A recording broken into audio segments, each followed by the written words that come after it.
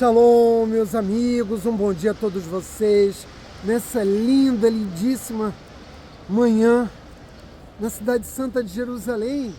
Como vocês podem constatar, eu me encontro aqui no Kotel Amaravi e a razão é evidente. Poucas horas nos separam do início de uma das mais importantes celebrações do calendário judaico, Shavuot, uma das ocasiões em que o nosso povo peregrinava para Jerusalém, e vinha até aqui, ao Beit HaMikdash. E agora nós estamos muito próximos ao pôr do sol do dia de hoje, nós iniciamos essa celebração e vamos receber novamente a Torá. Portanto, devemos reafirmar, como temos feito há mais de 3.300 anos, o nosso compromisso de seguir vivendo segundo as leis que nos foram entregues exatamente há 3.335 anos atrás. É preciso refletir sobre a profundidade disso. Por quê? Porque a realidade espiritual que marcou essa entrega no deserto, ela foi única, porque foi a única vez que o Criador do universo, que domina e governa a realidade, veio ao mundo físico e, se dirigindo ao povo judeu, nos entregou os seus mandamentos no Sinai. Isso tudo vai se repetir nas esferas espirituais. Não nos enganemos a esse respeito.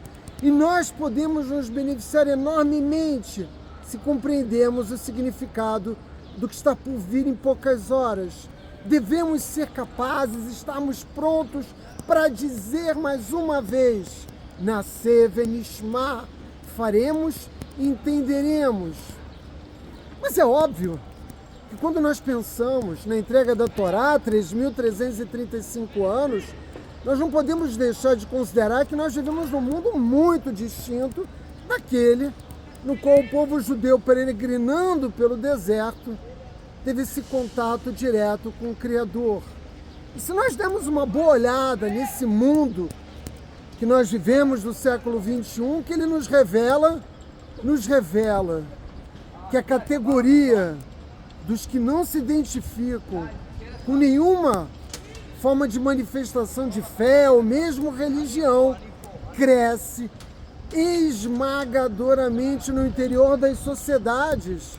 Pesquisa recente nos Estados Unidos mostra que 3 em cada 10 norte-americanos, e eu me refiro aos Estados Unidos porque os Estados Unidos é uma nação que tem toda uma trajetória, de identidade religiosa, mas a verdade é que 29% dos norte-americanos já se autodenominam como ateus, agnósticos, ou simplesmente nenhuma religião em particular. E esse número, ele é muito maior, evidentemente, na Europa, e essa mesma realidade avança rapidamente sobre toda a América Latina. Essa mesma pesquisa que nos revela esse dado assustador, que 3 em cada 10 norte-americanos já não se identifica mais com nenhuma manifestação de identidade religiosa, é a mesma pesquisa que nos diz que 27% dos judeus americanos se dizem não identificar com o judaísmo, mesmo aqueles que celebram Pêssah, mesmo aqueles que fazem o Seder de Pêssah e que vão ocasionalmente a uma sinagoga para um casamento, ou mesmo para uma das muitas celebrações do calendário judaico. Entenderam a gravidade disso? Do que nós estamos falando? E quando nós nos referimos ao fato do povo judeu se encontrar no exílio, não é mais o exílio do Egito, não é o exílio da Babilônia, mas é o exílio de Edom.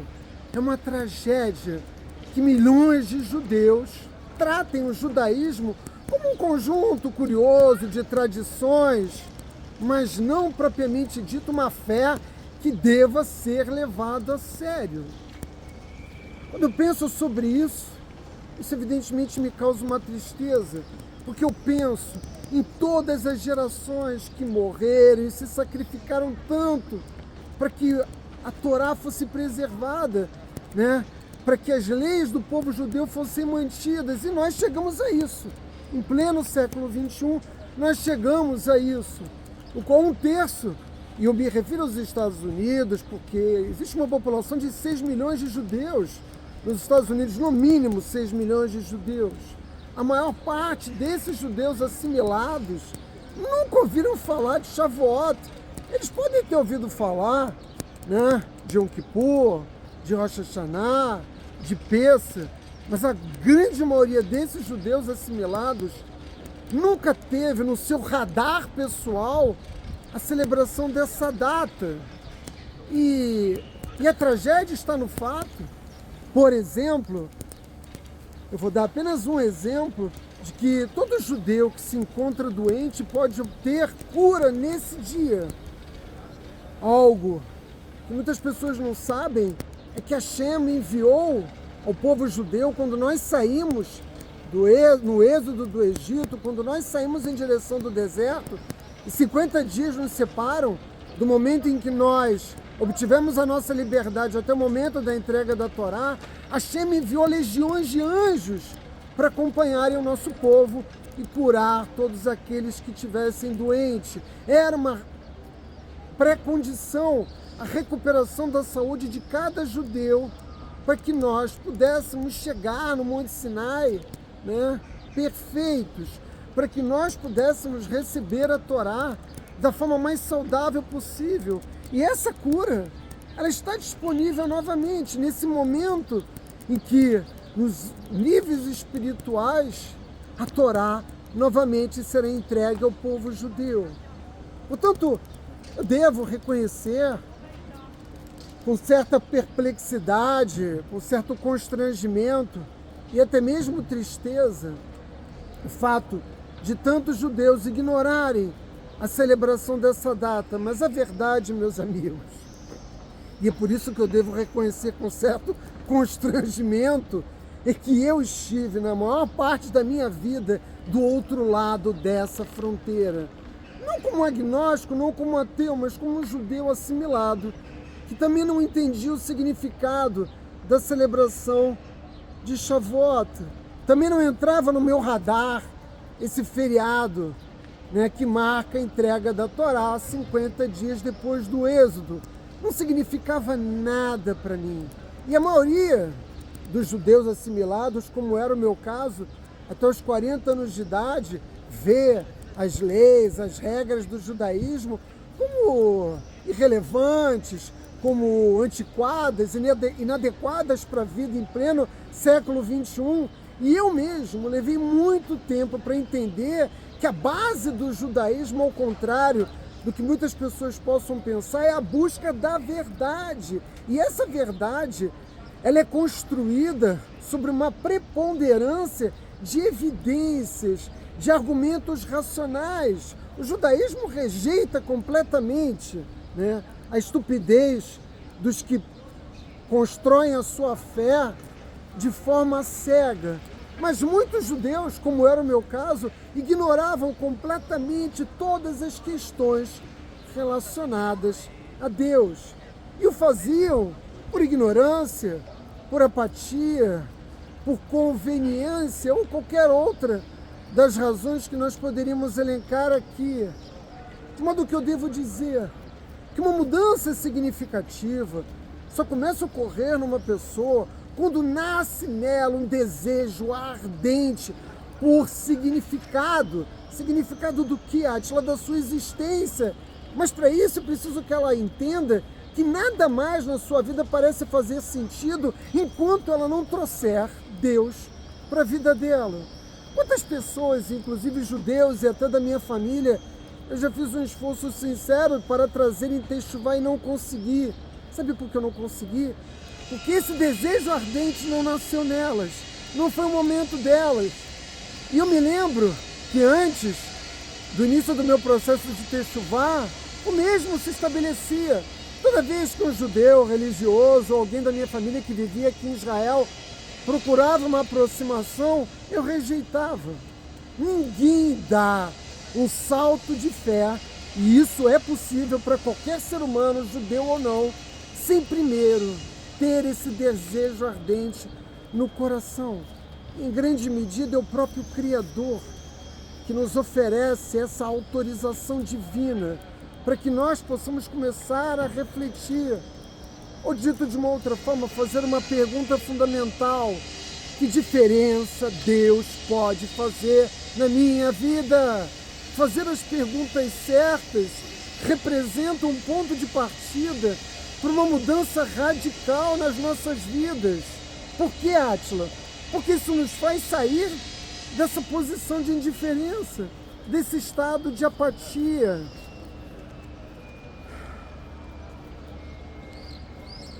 Muitas pessoas me escrevem falando justamente isso. E essa é uma das razões pelas quais o judaísmo rejeita o proselitismo. Se você está ouvindo a minha mensagem, foi porque você me procurou, foi porque você procurou o povo judeu. Obviamente que na medida em que eu começo a fazer essas perguntas e trago Deus para a minha vida, eu começo a incorporar práticas religiosas, elas começam a surgir naturalmente. Ninguém sai de uma posição de apatia, de ignorância, para se tornar um judeu ortodoxo. Eu vejo pessoas que entram em contato comigo, eu quero me converter e quero me converter ao judaísmo ortodoxo. Evidentemente, elas nem compreendem o significado das obrigações que envolvem a conversão. Mas a verdade é que a grande maioria das pessoas se mantém afastada da fé, das religiões que existem no mundo e da fé judaica, justamente porque elas foram, ao longo de suas vidas, mais ou menos expostas a esses evangelistas da televisão e, evidentemente, nenhum deles inspira confiança.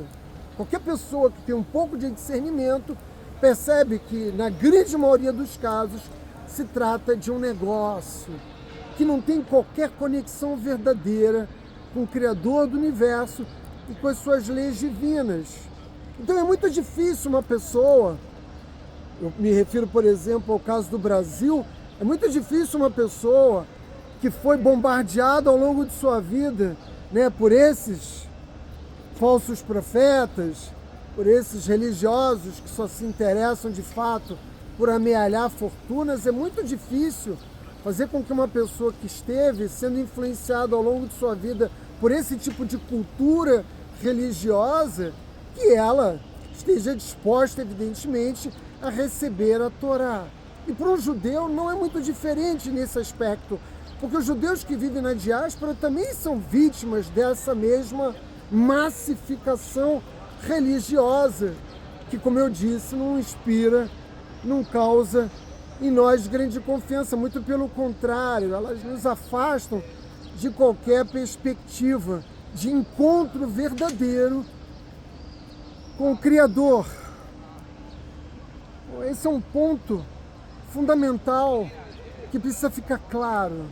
Por que eu estou falando sobre isso? Bom, no dia de ontem, hoje pela manhã, eu pensava grandemente no que dizer a vocês. Existem milhares de mensagens associadas a essa celebração tão especial que é Shavuot. Mas me pareceu que nesse momento, mais importante do que explicar em detalhe como foi esse momento tão único, tão especial, que nós refletíssemos sobre a razão pela qual tantas pessoas se afastam, saem correndo, tem ranço, né? Essa expressão passou a ser utilizada enormemente no Brasil, tem ranço, odeiam qualquer coisa que diga respeito à religiosidade. Se nós não tivermos clareza de quais são os obstáculos, não há como dizer na Sevenishma, não há como assinar nas linhas pontilhadas da Torá e assumir de fato o compromisso de viver segundo essas leis. Deixa eu mostrar para vocês um pouco do Kotel, enquanto eu sigo a minha mensagem para vocês. Ora, por quê? Por que é tão difícil, né? Porque, como nós dissemos, o povo judeu assinou um contrato, não para uma geração, mas para 1000 gerações, e assinou as linhas pontilhadas sem ler as letras miúdas, não é verdade?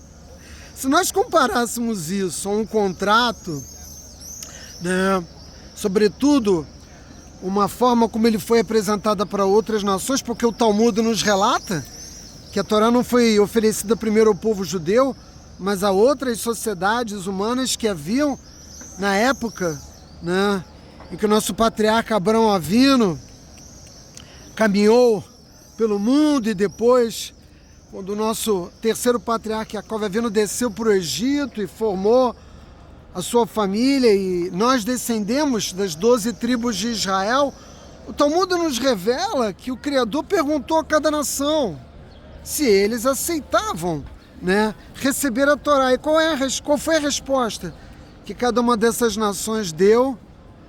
Eles fizeram uma pergunta ao Criador: o que está escrito na Torá? Eles não estavam dispostos a assinar nas linhas pontilhadas, sem ler as letras miúdas.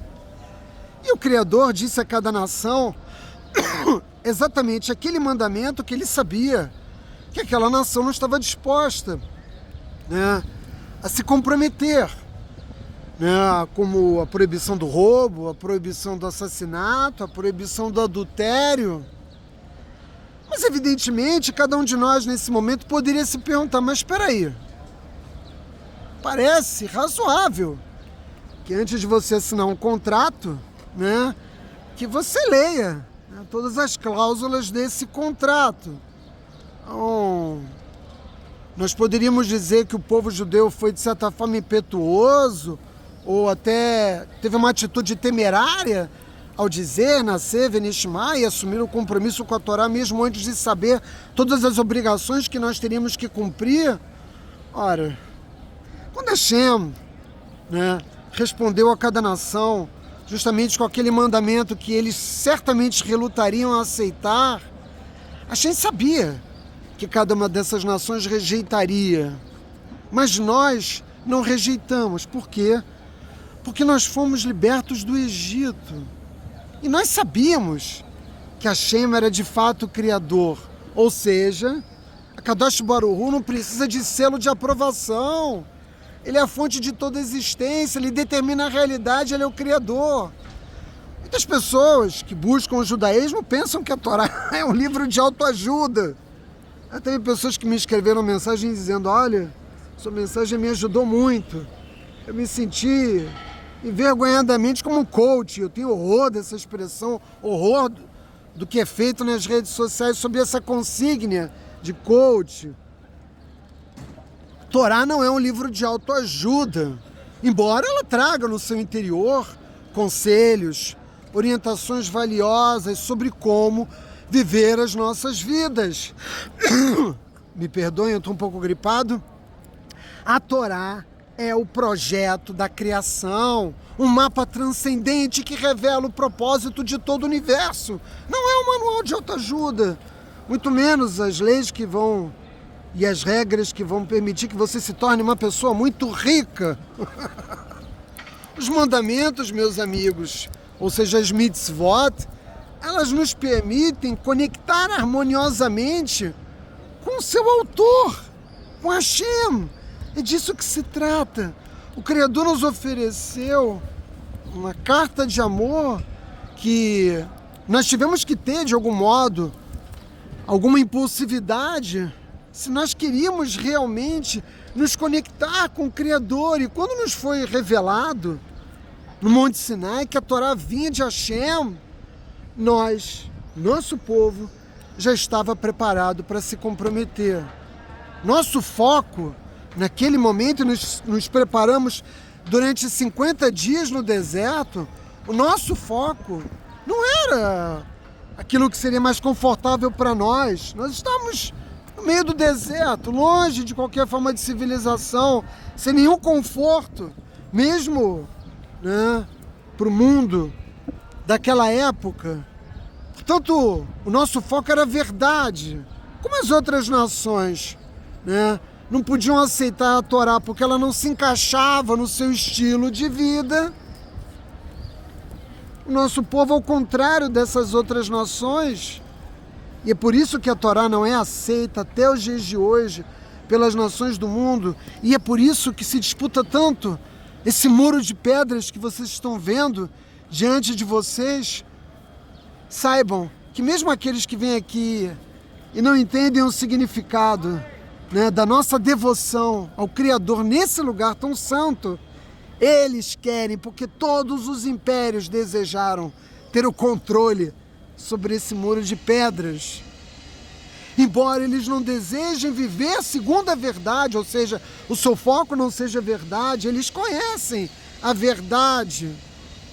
E quando cada nação perguntou a Hashem o que está escrito na Torá, isso já era uma forma, sejamos honestos, isso já era uma forma de rejeição. Ou seja, eles estavam dizendo algo muito simples, como: eu vou ficar na minha bolha confortável, né? Para que eu vou mudar o meu estilo de vida? Né? O que eu vou ganhar com isso? O que o Criador pode me oferecer? E a verdade é que realmente viver segundo a Torá não é fácil, né? Não é fácil. Por quê, Átila? Pelas razões que eu venho falando há 662 shiurim. Porque quando nós somos confrontados com a verdade, a Torá é Emet, a Torá é verdade, nós precisamos fazer mudanças nas nossas vidas e não ficar buscando um Deus que cabe no meu bolso, que é o que esses evangelistas da TV fazem. Oferecer, né, em cada canal, em cada horário, para as pessoas do mundo, né, um Deus que caiba no seu bolso. Aceitar a Torá, meus amigos, é infundir significado e propósito nas nossas vidas, mas, sobretudo, nos conectarmos ao amor ilimitado de Deus. Entenderam o que está em jogo? O que vai ser celebrado pelo nosso povo? Vai começar a ser celebrado pelo nosso povo daqui a algumas horas. Em Israel, Shavuot é celebrado um único dia. Mas na diáspora, como é o caso do Brasil e tantos outros países de língua portuguesa, ele é celebrado em 2 dias. Portanto, meus amigos, tenhamos a coragem, a mesma coragem que o povo judeu teve no deserto há 3.335 anos atrás, de repetir essas palavras que ecoam no tempo: Nascer, Venishma, Hag, Shavuot Sameia, cada um de vocês.